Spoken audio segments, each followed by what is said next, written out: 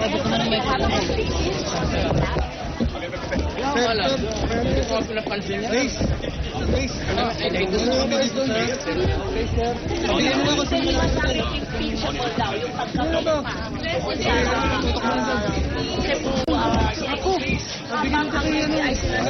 Nagkapa pa kami dyan. They can go ahead. Maraming galgar.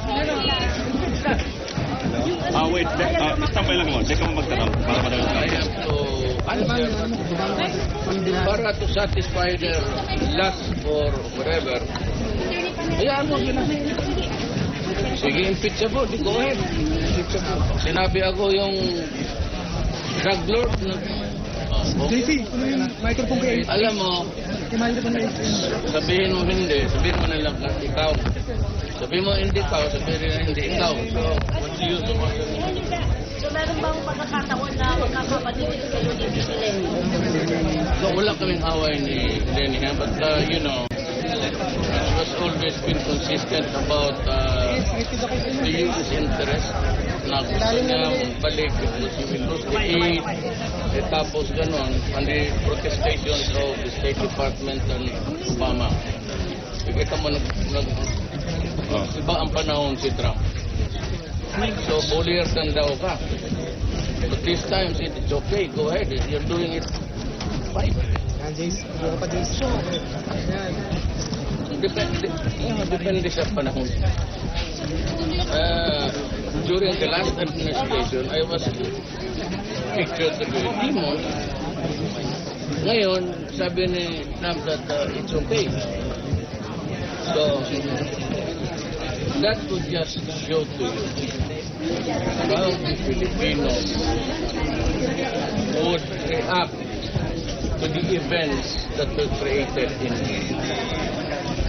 kita mo lang lahat ng panahon ni Obama ganon ngayon si Trump tahimik lahat. So it shows the incongruity really of the Filipinos, and they are in good number. That's why I said it's very important that we charter on foreign independent policy. Kita mo ano sabihin ng mga leader, I mean they sort of call your name and they talk about morality. Pakilala mo na yung camera ni JC.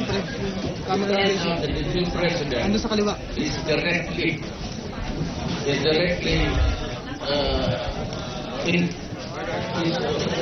agreeable to ano yung ginagawa.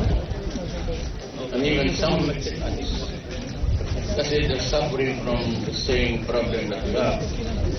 But doon, sabi ko nga, every year, about 40,000 Americans killed in drug-related criminal cases.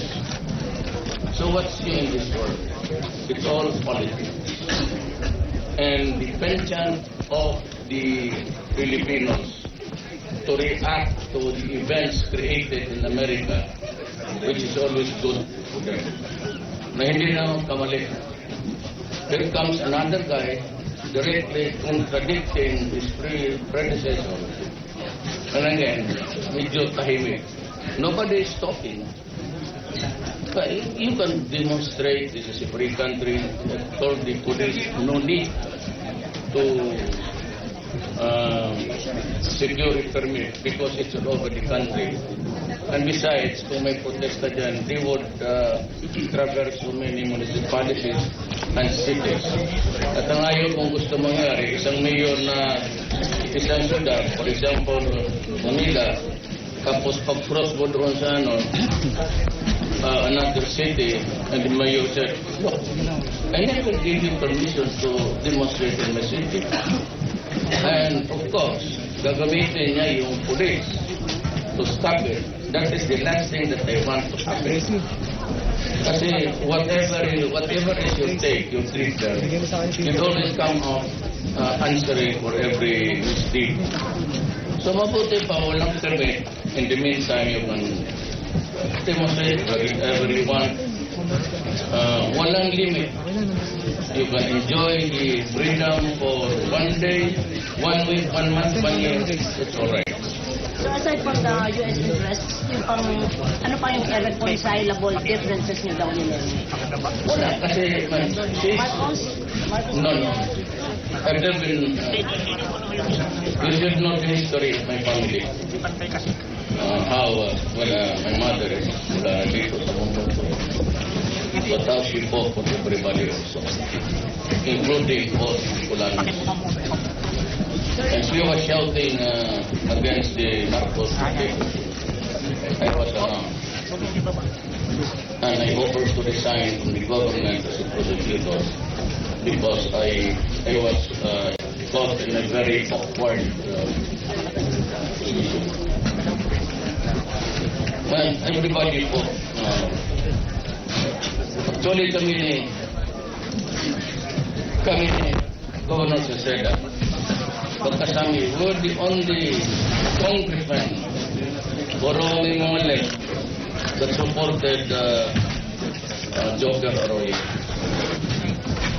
As a matter of fact, yung speaker isang kampo kami. Pero na sila, ETA, ako, yun ang mga leftist ating bayan. Now that I am left the president, may makita naman yun. It's only government interest for me, for it. I'd like to announce in advance because to avoid speculation. Si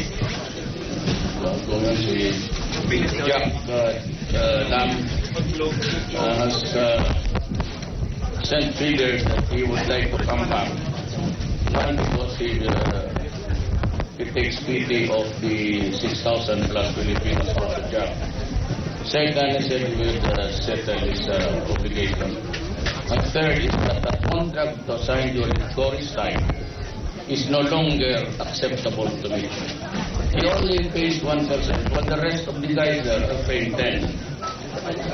If he's agreeable to the renegotiation, then apologize for the offering something that's a bribery. Ano yan? But okay lang sa akin because as offered to come back, resume his business, pay his taxes, liability, whatever it is, then sabi ko on the condition that let's go of the original contract that gave him to enjoy only 1%. He would just be, sabi ko, pareho kayo lahat. Just pay the taxes. Do not bribe anybody. Because I will read it. Bakit nakalabas akong time? Wala naman charges, sir. Wala naman, pero I wanted him arrested. So, kung na-arresto ko siya, what would be the case?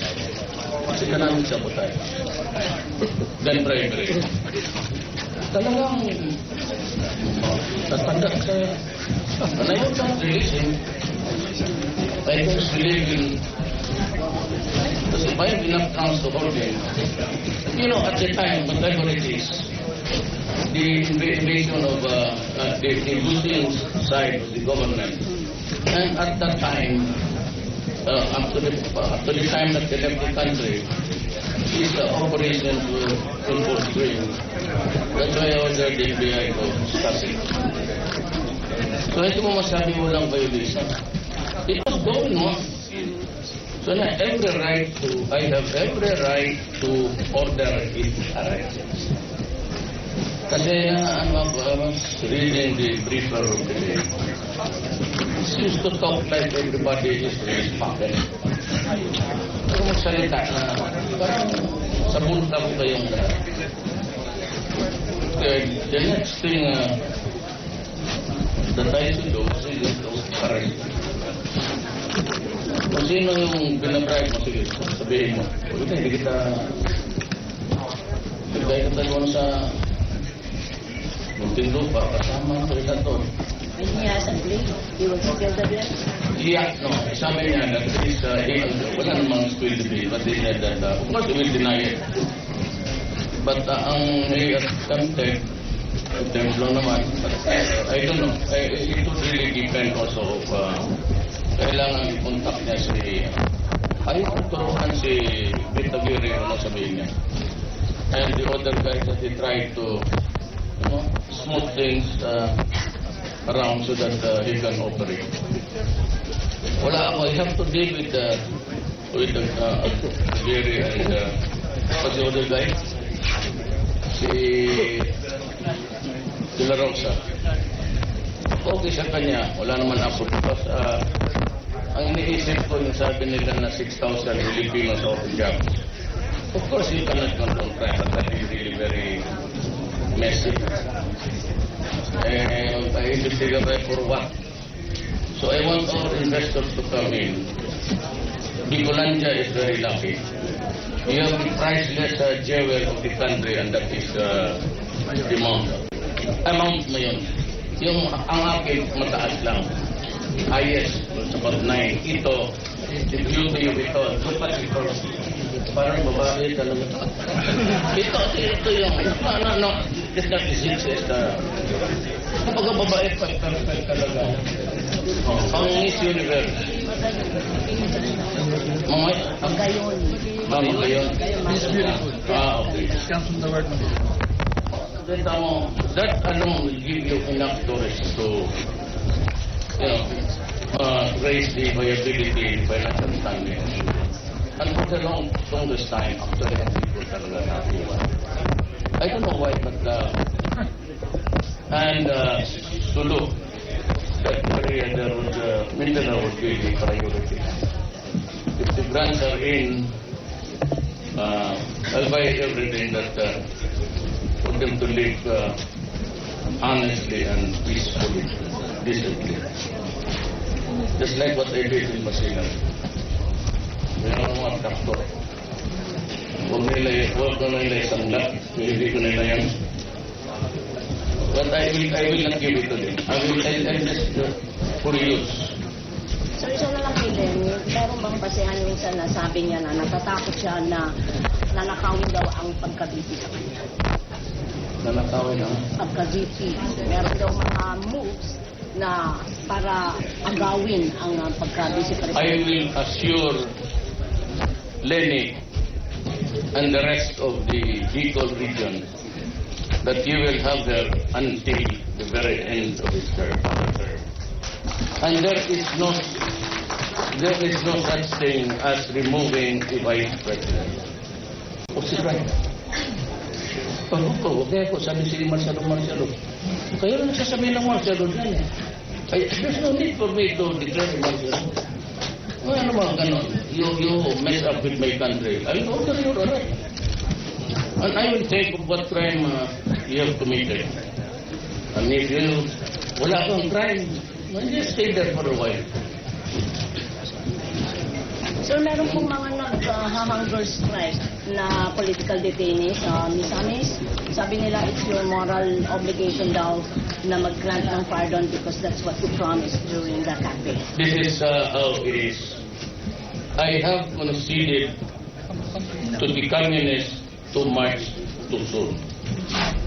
As yet I have to see a substantive progress of the talks. They're asking for 130 detainees to be released, all in PH. Sorry, cannot do that. I cannot do it because ubusin nila ang baraha ko. Yung alas ko nga, sabihin mo sa inyo, ang alas ko yung nasa kulungan.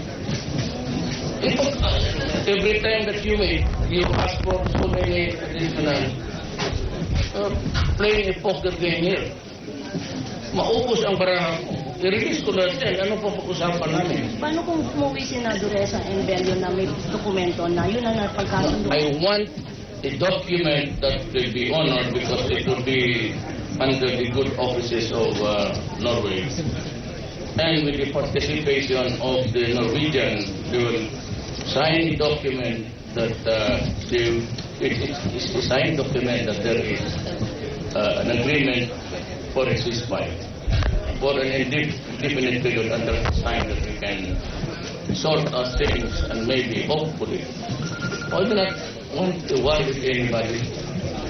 I do not want to kill. I am tired of killing. Tapos na ako na, gusto ko, stera na lang.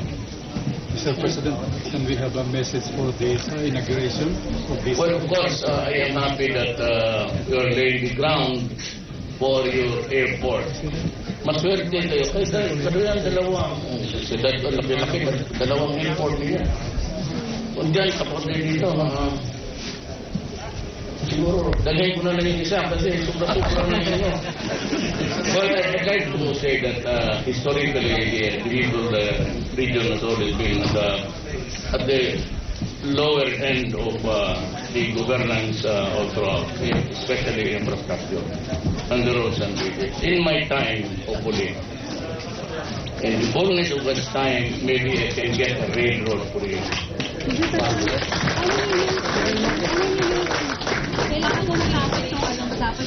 Sabi ng ito, you know this business. Your secretary is very good. Atmos siguro, hindi ako engineer, ma'am. Diyos, batas-batas lang ako. Kaya yung 3? No, mga 2-3 to. 2-3. Basta wala lang korupsyon. Diyan ako, everything all over the country, unfinished products. Highway, yung metro lang, airport, good for flying kites. Gumagano. Kasi may korupsyon. Dito, may cemetery ba kayo dito? Dito ko sila, sahin ko sila dyan sa ibang sulit. Basta ako, I promise the Filipino people, no corruption. It will happen. I promise the Filipino people, no drugs. It will happen. It will last until the day of my term. Until such time that all the drug pushers, traffickers out of the streets, and every drug lord in this country is killed, that is the time that they will stop. Sir, your comment about Bishop Bailon pronounced that he will support your campaign against drugs, but he don't want the extrajudicial killing. There is no for us. He supports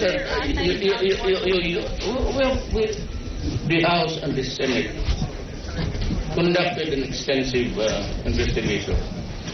Sabi nakita isang sabi na pinagpapatay ng sabi ko initially sila yan was the cleansing process. Ayaw lang maniwala because men judge best when they condemn. So they would make it appear that it's really the worst of you. Kasi natin ko na wala kaming pakialam doon.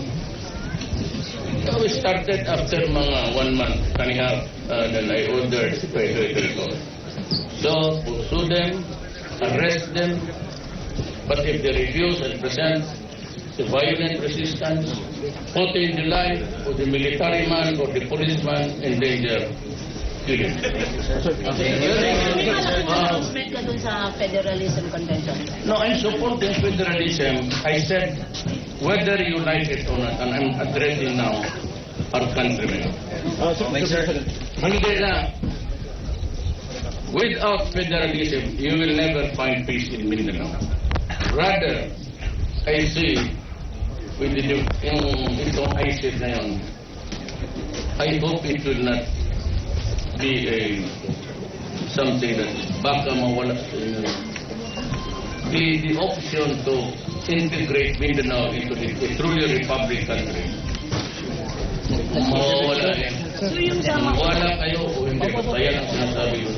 So yung sa mabuti mo na sabi mo, kaibiganin na lang, pero humataw pa rin sila, marami lang namatay na sundalo. Marami yung kanila. Ano ba pag may armas yung magkabilaan? Alang-alang naman hindi marunong magparil yung mga...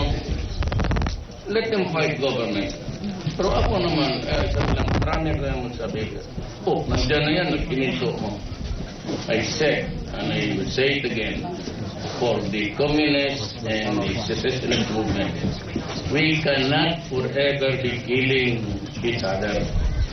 whether it sounds nice or acceptable to the military because historically marami na rin patay sa kanila. I told them sa command conference, we cannot. The Republic will collapse pagka dito sa South Patayan, dito sa Luzon, Visayas, ang komunista.